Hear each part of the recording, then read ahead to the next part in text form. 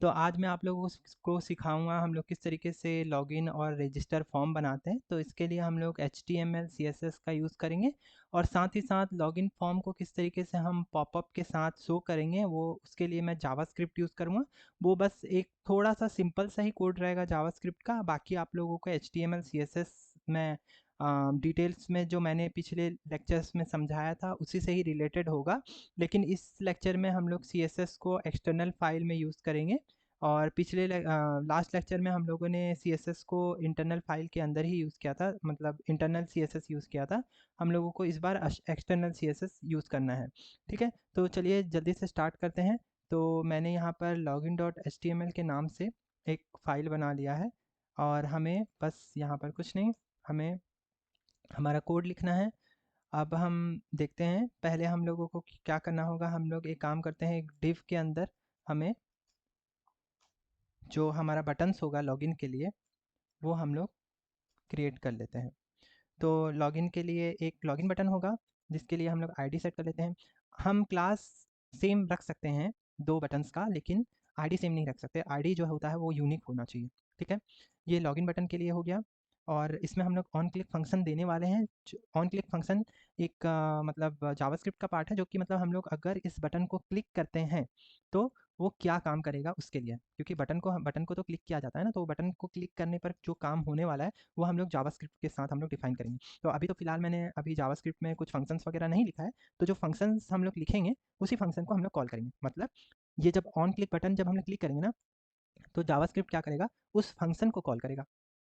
मतलब on click button click करने पर वो उस फंक्शन को कॉल करेगा। तो पहले हम लोग जो हमारा फॉर्म है अच्छी तरीके से हम लोग बना लेते हैं, फिर उसके बाद हम लोग इसमें CSS और जावास्क्रिप्ट हम लोग इंप्लीमेंट करेंगे। ठीक है, तो ये बटन हो गया। मैं आप लोगों को साथ ही साथ आउटपुट भी दिखाता हूँ। पहले एक काम करता हूँ, मैं कंप्लीट बना लेता हूँ जो फॉर्म है हमारा, क्योंकि इसमें तो कुछ शो होने वाला नहीं, अभी बिना CSS का ही रहेगा ये। अब लॉगिन के लिए, लॉगिन पॉपअप के लिए भी बना लेते हैं हम लोग कुछ। ये एरिया जो रहेगा लॉगिन के लिए रहेगा, अभी जो मैं बनाने जा रहा हूँ ये डिव लॉगिन फॉर्म के लिए। अब लॉगिन फॉर्म के लिए इसका भी हम लोग आईडी दे देते हैं। आईडी रहेगा, इसका दे देते हैं हम लोग लॉगिन पॉपअप।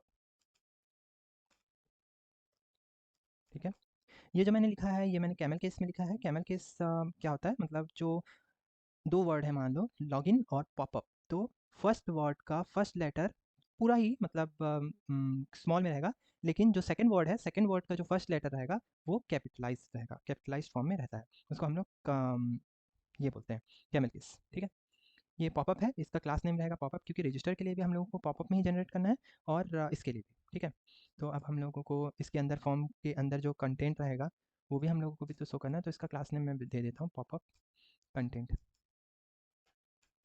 ठीक है, तो लॉगिन फॉर्म के अंदर हम लोग क्या क्या रखेंगे। लॉगिन फॉर्म के अंदर हम लोग या तो एक क्लिक बटन एक होगा जिसको हम लोग क्लिक करने पर लॉगिन फॉर्म जो है वो या तो सबमिट होगा, और इसके साथ साथ मतलब फॉर्म भी होगा कि मतलब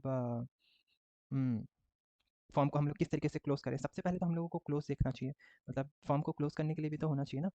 तो चलो इसके लिए हम लोग स्पैन टैग यूज़ करके इसको क्लोज नाम दे देते हैं इसका क्लास।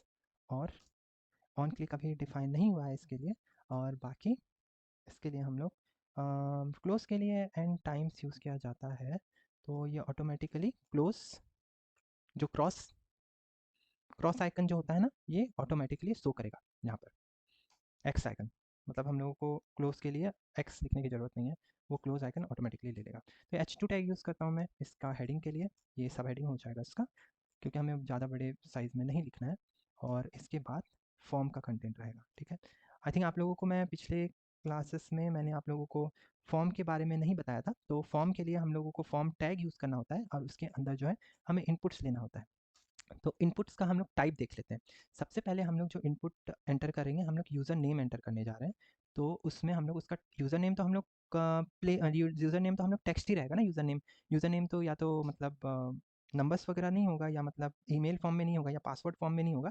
ये यूज़र नेम ईमेल फॉर्म में भी हो सकता है, बट टेक्स्ट होगा ना, तो हम लोग इसके लिए टेक्स्ट ले रहे हैं। ये प्लेस होल्डर भी मैं आप लोगों को बता दूंगा प्लेस होल्डर क्या है।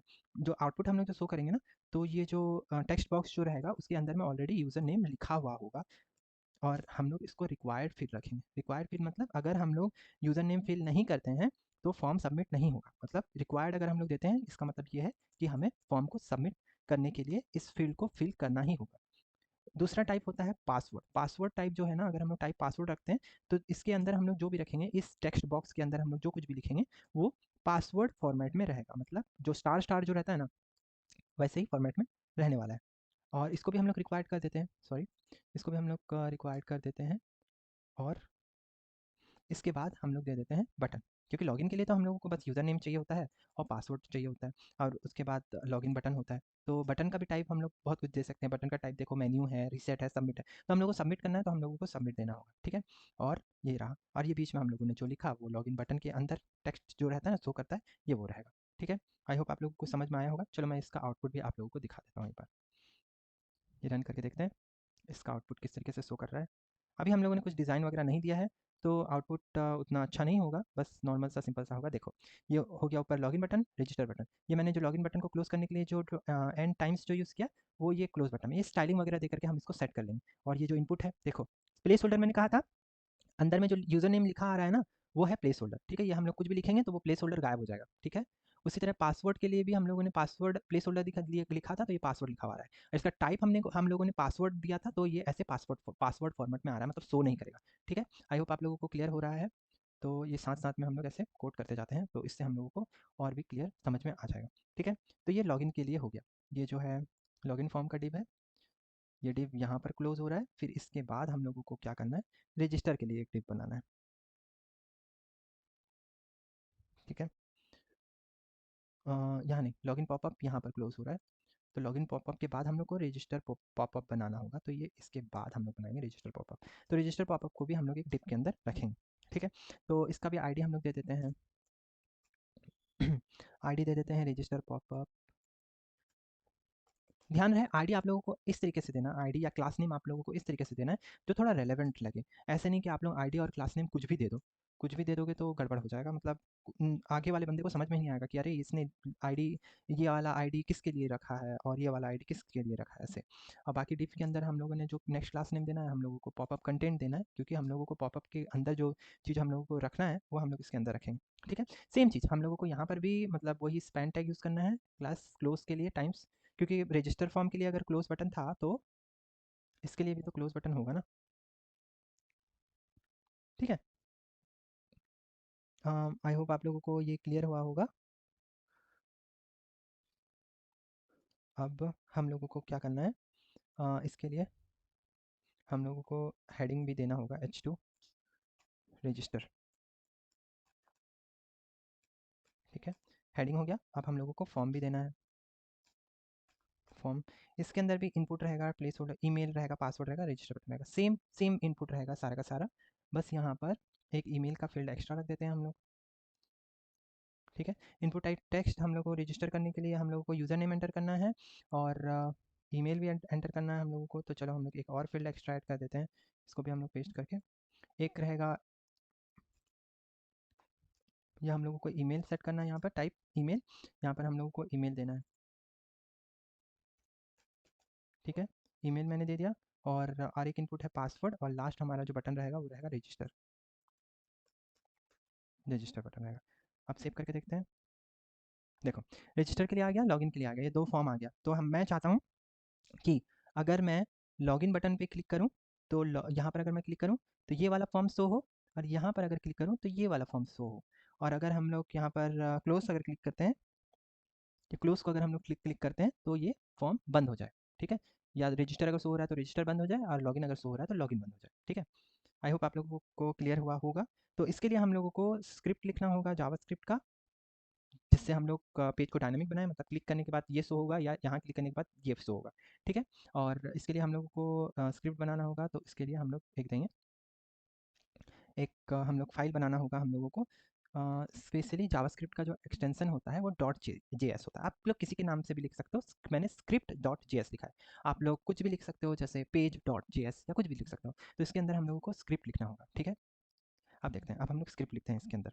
तो स्क्रिप्ट में हम लोगों को डिफाइन करना होगा, हम लोगों को एक फंक्शन देना होगा, ठीक है। एक फंक्शन डिफाइन करना होगा, ताकि उस फंक्शन को जब हम लोग कॉल करेंगे तो क्या होने वाला है। तो एक फंक्शन बनाते हैं, चलो। तो फंक्शन का नाम हम लोग को देना होता है ऐसे, फंक्शन लिख करके हम लोगों को नाम देना होता है। तो इस फंक्शन का नाम हम लोग देते हैं टॉगल पॉपअप, ठीक है। मतलब जो पॉपअप है उसको टॉगल कर रहा है, या तो क्लोज कर रहा है या तो ओपन कर रहा है, ठीक है। और यहाँ पर हम लोग क्या करेंगे, पॉपअप आईडी भी लेंगे, ठीक है, क्योंकि पॉपअप आईडी से ही हम लोग या तो फॉर्म को, इस वाले फॉर्म का आईडी अलग है, इस वाले फॉर्म का आईडी अलग है, ठीक है। तो जब हम लोग फंक्शन को कॉल करेंगे ना, अगर लॉगिन के लिए हम लोग कॉल करेंगे, लॉगिन बटन को क्लिक करके अगर हम लोग फंक्शन को कॉल करते हैं, तो लॉगिन पेज का, लॉगिन पॉपअप का जो आईडी है इस वाले फंक्शन में जाएगा यहाँ पर, ठीक है। और उस आईडी से ही हम लोग इसको कॉल करेंगे, इस वाले फॉर्म को कॉल करेंगे, ठीक है। और रजिस्टर के लिए रजिस्टर का आईडी जाएगा, तो रजिस्टर का आईडी को कॉल करेगा, ठीक है। इसीलिए आईडी यूनिक होता है, ठीक है। आईडी यूनिक है, इस वजह से मैंने यहाँ पर पॉपअप आईडी ही लिया, ठीक है, क्योंकि दो अलग अलग फॉर्म है ना। तो आईडी के लिए हम लोगों को, अब हम लोग को वेरिएबल लेना होगा। इसके लिए देखो, वेरिएबल के लिए हम लोग जावास्क्रिप्ट में var लेटर कॉन्स्ट लेते हैं। तो वो मैं जब आप लोगों को जावास्क्रिप्ट अच्छे से पढ़ाऊंगा तो तब हम लोग देखेंगे। अभी फिलहाल के लिए हम लोग नॉर्मल सा ये देख लेते हैं। पॉपअप जो है, हम लोगों को पॉपअप गेट भी करना पड़ेगा। यहाँ पर ना जावास्क्रिप्ट में हम लोग कोई भी एलिमेंट को अगर हम लोग गेट करते हैं, तो उसके लिए हम लोग को पहले डॉक्यूमेंट, डॉक्यूमेंट मतलब ये सारा का सारा जो ये पेज है, वेब एप्लीकेशन जो है जिसमें रन हो रहा है, ये सारा का सारा ये डॉक्यूमेंट्स में आ जाएगा। तो document dot gate element by ID, gate element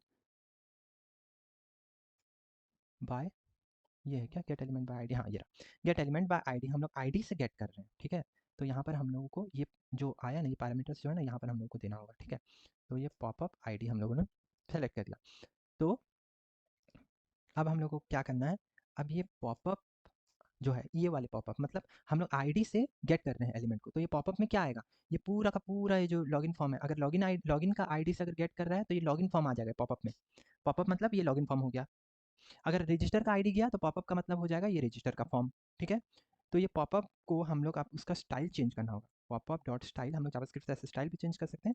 dot display, उसका डिस्प्ले प्रॉपर्टी जो रहेगा, पॉपअप का स्टाइल का जो डिस्प्ले प्रॉपर्टी रहेगा, उसको हम लोग क्या करेंगे, popup dot style dot display. हम लोग को पहले चेक करना होगा डिस्प्ले अगर उसका नन अगर है, ठीक है। डिस्प्ले नन है क्या, मतलब ये ट्रिपल इक्वल्स टू ना, वो चेक करता है, equals to equals to equals to, ये चेक कर रहा है क्या वो नन है क्या, ठीक है, क्वेश्चन मार्क्स। तो अगर नन है तो उसको क्या कर देगा, ब्लॉक कर देगा, नन से डिस्प्ले ब्लॉक कर दे रहा है, ठीक है। और अगर नन नहीं है तो उसको क्या कर देगा, वापस से नन कर देगा, ठीक है। मतलब ये दोबारा, ये देखो, फर्स्ट टाइम जब हम लोग कॉल करेंगे तो पहले तो डिस्प्ले नन रहेगा, मतलब ये गायब रहेगा। इसको पहले हम लोग डिस्प्ले नन करके, मैं सीएसएस में आप लोग को बताता हूँ, ठीक है, बताऊँगा इसको डिस्प्ले नन करके। तो अगर इसका डिस्प्ले नन है तो ये उसको क्या करेगा, डिस्प्ले ब्लॉक कर देगा, ठीक है। दिखाता हूँ मैं, देखो डायरेक्टली, बाद में सीएसएस एक्सटर्नल सीएसएस यूज़ करेंगे। अभी फिलहाल के लिए मैं आप लोगों को एक नॉर्मल सा ये करके बता देता हूँ। जैसे लॉगिन पॉपअप है, इसका स्टाइल दे देता हूँ, स्टाइल डिस्प्ले नन, ठीक है, डिस्प्ले नन है। डिस्प्ले नन करूँगा तो ये गायब हो जाएगा इधर से, गायब, ठीक है। उसी तरीके से रजिस्टर को भी जो स्टाइल है, रजिस्टर पॉपअप का स्टाइल डिस्प्ले नन, ये भी गायब हो गया, ठीक है। अब हम लोग इसको नन को अगर चेंज कर देंगे ना, नन से वापस ब्लॉक कर देंगे तो ये वापस आ जाएगा। यहाँ पर अगर मैं लिख के अगर करूँ ब्लॉक, तो देखो ये वापस आ गया। तो अब हम लोग लिखते तो नहीं बैठे रहेंगे ना, हम लोगों को ये बताना होगा कि ये बटन टिपने से ऑटोमेटिकली नन से ब्लॉक हो जाना चाहिए, ठीक है। ये बटन यहाँ पर दबाए तो नन से वापस से ब्लॉक हो जाना चाहिए, ऐसे। तो इस वजह से हम लोगों ने ये बटन का यहाँ पर फंक्शन बनाया। तो यहाँ पर अब जब हम लोग फंक्शन को कॉल करते हैं, बटन को जब हम लोग प्रेस करेंगे तो एक फंक्शन कॉल होगा, ठीक है। तो वो फंक्शन क्या करेगा, मतलब हमारा जो डिस्प्ले प्रॉपर्टी है उसको नन से ब्लॉक कर देगा, ठीक है। तो इसको बटन में जब हम लोग कॉल करने का रहेगा तो हम लोग क्या यूज़ करते हैं, इसके लिए हम लोग ऑन क्लिक यूज़ करेंगे बटन का, ठीक है। तो ये ऑन क्लिक क्या करेगा, ऑन क्लिक इवेंट जो है वो क्या करेगा, फंक्शन को कॉल करेगा, जो कि ये जावास्क्रिप्ट में हम लोगों ने यहाँ पे लिखा हुआ है ना, टॉगल पॉपअप, इसको कॉल करेगा। लेकिन इससे पहले आप हम लोगों को इस जावास्क्रिप्ट फाइल को इंपोर्ट करना होगा यहाँ पर, ठीक है। बिना इंपोर्ट करे हम लोग जावास्क्रिप्ट को कैसे यूज़ कर सकते हैं यहाँ पर, ठीक है। तो हम लोग यहाँ पर जावास्क्रिप्ट को यहाँ पर इंपोर्ट करेंगे, ठीक है।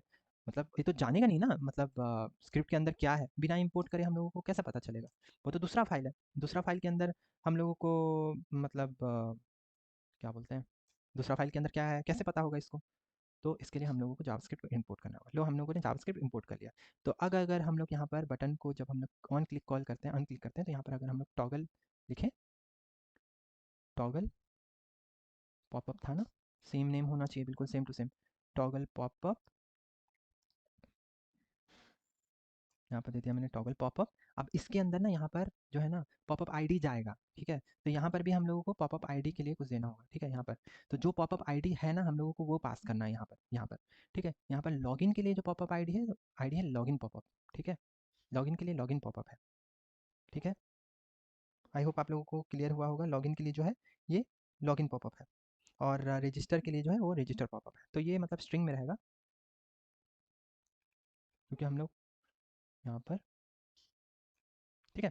अब यहाँ जाएगा लॉगिन पॉपअप, ये पॉपअप आईडी हट करके वो हो जाएगा लॉगिन पॉपअप, और लॉगिन पॉपअप से ही गेट करेगा लॉगिन पॉपअप वाले एलिमेंट को, ठीक है। इसको मैं सेव करके अभी दिखाता हूँ आप लोगों को, ठीक है। अब जब मैं यहाँ पर लॉगिन पर क्लिक करता हूँ तो देखो लॉगिन बटन आ गया। आई होप आप लोगों को क्लियर हुआ होगा। फिर अगर दोबारा क्लिक करता हूँ तो लॉगिन पॉपअप आईडी से कॉल तो कर रहा है, लेकिन एक मिनट देखते हैं।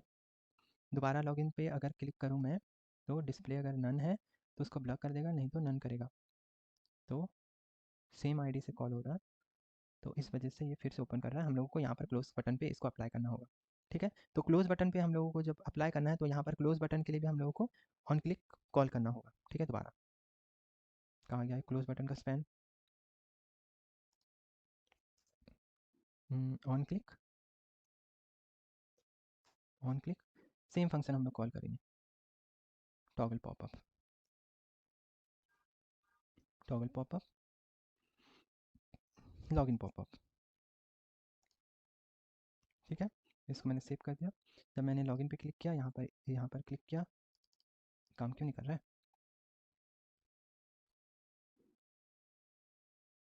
ऑन क्लिक,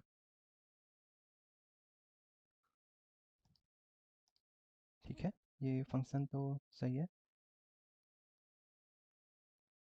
स्टाइल जो है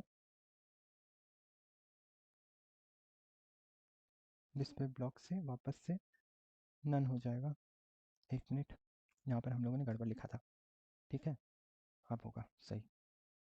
देखो जब नॉन लॉगिन पे क्लिक करा एक बार, दोबारा जब क्लिक कर रहा हूँ तो क्लोज हो जा रहा है, क्योंकि वो फंक्शन दोबारा से कॉल हो रहा है, ठीक है। दोबारा कॉल हो रहा है तो इससे क्या हो रहा है, देखो एक बार जब हमने क्लिक किया तो हमारा डिस्प्ले नन था, नन था, पूछ रहा है ये क्या डिस्प्ले नन है। अगर डिस्प्ले नन है तो उसको ब्लॉक कर दो, तो ब्लॉक कर दिया तो शो करने लगा, ठीक है। जब दोबारा हम लोग क्लिक कर रहे हैं तो फिर से चेक कर रहा है क्या डिस्प्ले नन है, नन नहीं है, मतलब नन नहीं है तो नन कर देना है वापस से। वापस से जब नन हो जाएगा तो वापस से बैक हो जाएगा, ठीक है। तो इसी तरीके से हम लोग रजिस्टर पे भी कर सकते हैं। रजिस्टर पे भी हम लोग सेम, कहाँ गया रजिस्टर बटन, ये रहा रजिस्टर बटन। तो इस पे भी हम लोग सेम अप्लाई कर सकते हैं, on click toggle, control C, ये रहा यहाँ पर हम लोगों को बस रजिस्टर की जो आईडी थी, रजिस्टर पॉपअप की जो आईडी थी वो पास करनी होगी, कंट्रोल सी, कंट्रोल भी, ठीक है। अब इसको भी हम लोग एक काम करते हैं, जो रजिस्टर के लिए जो हम लोगों ने स्पैन बनाया था वो क्लोज करने के लिए, उसके अंदर भी यहाँ पर ऑन क्लिक दे करके हम लोग इसको यूज़ कर देते हैं, ठीक है। तो दोनों हो गया। तो रजिस्टर के लिए दोबारा क्लिक करने पर काम कर रहा है, यहाँ पर भी काम कर रहा है, ठीक है। लेकिन हम लोग लॉगिन और रजिस्टर दोनों एक साथ हम लोग का शो हो रहा है, ठीक है। तो हम लोगों को चेंज करना होगा इसके लिए, ताकि एक टाइम पे एक ही शो हो। तो इसके लिए हम लोगों को क्या करना होगा, जो दूसरे वाले जो पॉपअप है उसको हम लोगों को मतलब चेंज करना होगा। तो ये तो हम लोगों ने चेंज कर दिया। अब हम लोगों को क्या करना होगा, जो दूसरा वाला जो है अदर वाला जो है उसको हम लोगों को क्लोज भी करना है। तो उसके लिए हम लोग पहले दूसरे वाले का पॉपअप आईडी हम लोग देख लेते हैं। Other popup ID, other popup ID देखते हैं, क्योंकि दूसरा वाला का पॉपअप आईडी क्या है हम लोग को देखना होगा, ठीक है। अदर पॉपअप आईडी को अगर हम लोग क्या करते हैं, अगर जो पॉपअप आईडी है, जो ये हमारा जो ये जो पैरामीटर है, ये जो आ रहा है फंक्शन के साथ, इसको हम लोग चेक करते हैं। अगर ये पॉपअप आईडी, अगर ये लॉगिन पॉपअप है, लॉगिन पॉपअप है अगर, ठीक है, अगर ये लॉगिन पॉपअप है तो दूसरा वाला ऑब्वियसली दूसरा वाला ऑब्वियसली रजिस्टर पॉपअप होगा। तो इसलिए दूसरा वाला को हम लोग क्या करेंगे, रजिस्टर पॉपअप नाम दे देंगे, ठीक है। दूसरा वाला पहला वाला अगर अगर जो आया है, जो पैरामीटर में आया है हमारे पास, वो अगर लॉगिन पॉपअप है, तो दूसरा वाला ऑब्वियसली मतलब रजिस्टर पॉपअप होगा। और अगर ये लॉगिन पॉपअप नहीं है, तो दूसरा वाला पक्का लॉगिन पॉपअप ही होगा। ठीक है, पहला वाला अगर लॉगिन पॉपअप नहीं है तो दूसरा वाला लॉगिन पॉपअप होगा ही होगा। तो इस तरीके से हम लोग ये सेट कर देंगे। ठीक है, other popup ID, other popup ID हम लोग को मिल गया। अब हम लोग को अदर एलिमेंट भी देखना होगा ना, जो हम लोगों का जो फॉर्म है, हम लोगों ने जो बनाया है, पॉपअप बनाया है, उसको भी तो हम लोगों को गेट करना पड़ेगा ना। तो अदर पॉपअप जो होगा, अदर पॉपअप को हम लोगों को गेट करना होगा document dot gate element by ID. तो आईडी जो है हम लोग इसमें अदर पॉपअप देंगे, अदर पॉपअप आईडी। ठीक है, अब हम लोग जो दूसरा वाला जो अदर पॉपअप है, उसका हम लोग को डिस्प्ले को हम लोगों को नन करना है, तभी वो दूसरा वाला क्लोज होगा। तो other popup dot style dot display, इसको हम लोग कर देंगे नन। ठीक है, तो ये हो गया। अब हम लोग इसको सेव करते हैं। अब जब हम लोग लॉगिन पे क्लिक कर रहे हैं और फिर उसके बाद रजिस्टर पे क्लिक कर रहे हैं, तो लॉगिन क्लोज होकर के रजिस्टर आ जा रहा है, फिर लॉगिन पे क्लिक कर रहे हैं तो लॉगिन आ जा रहा है। ठीक है, तो ये चाहे तो हम लोग CSS से भी हम लोग कर सकते थे। जैसे कि अगर मैं CSS में क्या करता, बाकी एरिया को मैं ब्लर कर देता, बाकी एरिया से अगर हम लोग यूज़ नहीं कर पाते तो मतलब क्लिक ही नहीं कर पाते हम लोग, तो ऐसे भी हो सकता था। लेकिन ऐसे नहीं करना है, कुछ एक्स्ट्रा भी सीख लो। तो चलो, अब हम लोग CSS देखते हैं इसका। तो ये सारा का सारा जो पहले इसका जो लॉगिन है, इसका हम लोगों ने क्लास नेम्स वगैरह तो हम लोगों ने दे दिया है। ठीक है, पॉपअप वगैरह। अब हम लोग चलो CSS के लिए एक फ़ाइल बना लेते हैं। तो CSS के लिए हम लोगों को कुछ नहीं, स्टाइल डॉट CSS नाम से ही एक फ़ाइल बनाना होगा। ठीक है, स्टाइल डॉट CSS। ठीक है, अब हम लोग क्या करेंगे, इसको हम लोग इम्प्लीमेंट करेंगे, इसमें हम लोग CSS देंगे, स्टाइलिंग देने लगेंगे। तो पहले सबसे पहले तो हम लोग बॉडी के लिए यूज़ करते हैं। बॉडी के लिए हम लोग कुछ कुछ फ़ॉन्ट वगैरह हम लोग यूज़ कर लेते हैं। चलो, बॉडी के लिए फ़ॉन्ट फैमिली चलो एरियल दे देता हूँ मैं, थोड़ा अच्छा लगेगा। एरियल, मार्जिन 0 दे देता हूँ, मार्जिन 0, पैडिंग भी 0 दे देता हूँ। जल्दी जल्दी ये कर दो ना तो सही रहता है। इसमें चलो ये कुछ ये दे देता हूँ। हेक्स कोड जरूरी नहीं है आप लोगों को पूरा का पूरा सब याद रहे, हेक्साडेसिमल कोड अगर आप लोगों को याद रह जाता है तो सही है। हम लोगों ने देखो कंटेनर नाम दिया था, क्लास नेम जो था हमारा ये, देखो कंटेनर कहाँ है। तो देखो आप लोगों को अगर सर्च करना है तो कंट्रोल F दबाना और यहाँ पर कंटेनर लिखना। ठीक है, मैंने कंटेनर नाम दिया ही नहीं है और मैं यहाँ पर कंटेनर के नाम से मैं यहाँ पर CSS यूज़ करने जा रहा हूँ। तो मुझे पहले कंटेनर नाम पहले देना होगा। कंटेनर मैंने आई थिंक बटन के लिए, हाँ बटन को, चलो बटन का क्लास नेम जो है उसको हम लोग कंटेनर दे देते हैं। ठीक है, तो ये सेव कर दिया कंटेनर। अब कंटेनर के अंदर हम लोग कुछ भी स्टाइल अगर हम लोग देंगे तो वो बटन के लिए हम लोग को शो करना होगा। तो टेक्स्ट लाइन हम लोग दे देते हैं सेंटर और मार्जिन टॉप दे देते हैं 50 पिक्सल। ठीक है, अब हम लोगों को ये क्या करना होगा, ये CSS को भी तो हम लोगों को इंपोर्ट करना होगा ना। बिना इंपोर्ट करे CSS भी हम लोग यूज़ नहीं कर सकते। जिस तरीके से हम लोग को जावास्क्रिप्ट इंपोर्ट करना था, हम लोगों को CSS भी इंपोर्ट करना पड़ेगा। तो CSS के लिए हम लोग को ऐसा लिंक देना होता है और हम लोगों को स्टाइल सीट के लिए स्टाइल सीट, ये डायरेक्टली आ जाता है।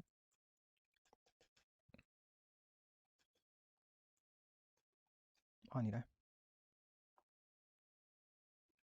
ठीक है, चलो कोई बात नहीं।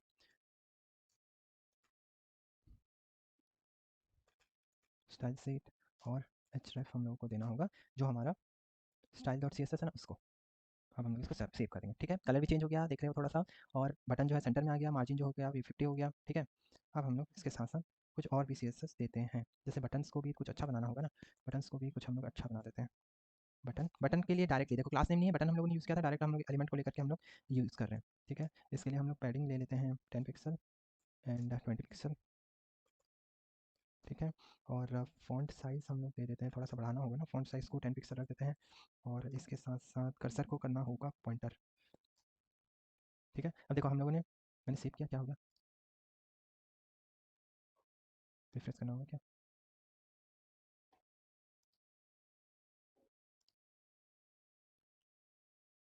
काम क्यों नहीं कर रहा?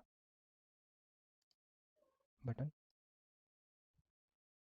सॉरी, बटन के लिए हम लोग को डॉट नहीं देना होगा क्योंकि डायरेक्ट एलिमेंट है। एलिमेंट पे देखो, क्लास नेम के लिए हम लोग डॉट लेकर के नाम देंगे। डायरेक्ट किसी एलिमेंट के ऊपर काम कर रहे हैं तो डॉट नहीं देना, ठीक है। आईडी नेम के ऊपर अगर हम लोग को कोई काम करना है तो हैश दे करके हम लोग को लिखना है, ठीक है।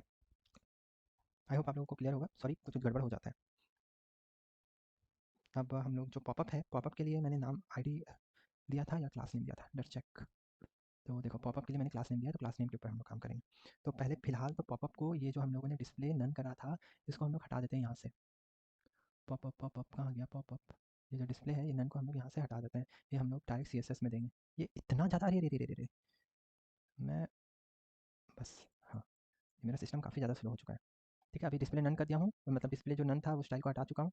तो इस वजह से ये अभी मतलब शो कर रहा है, अभी दोनों का दोनों शो करने लगे। ये क्या हो रहा है, मेरा सिस्टम कुछ एक्स्ट्रा टाइप हो जा रहा है, ठीक है।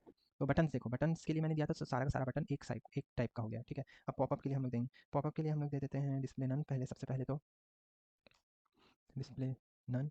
इसके बाद हम लोग देंगे पोजीशन फिक्स्ड, दे देते हैं। जल्दी जल्दी कोड, मेरा वीडियो बहुत लंबा हो जाएगा इससे, में तो मैं फर्स्ट फॉरवर्ड कर दूँगा इसको।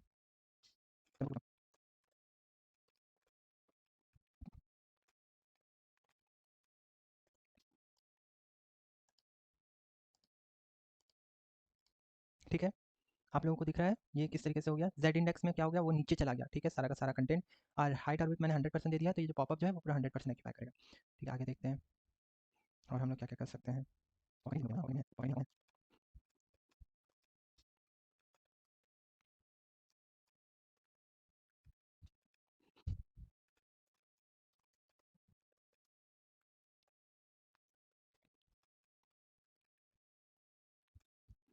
ठीक है, अब अच्छा लग रहा है। अब और भी करना है, अभी भी नहीं हुआ कंप्लीट, तो इसमें और भी कुछ कुछ सही करना है, सारा कुछ। देखो, ये मैंने यहाँ कुछ ज़्यादा ही नीचे कर दिया, तो टॉप से इसको 40% कर देते हैं ना। 40% में सही लग रहा है ये, ठीक है। इसके बाद मैं क्लोज करके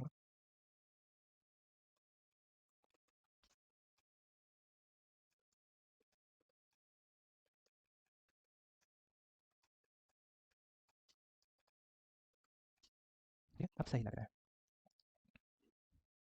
ठीक है। पॉपअप कंटेंट को भी हम लोग एक काम करते हैं,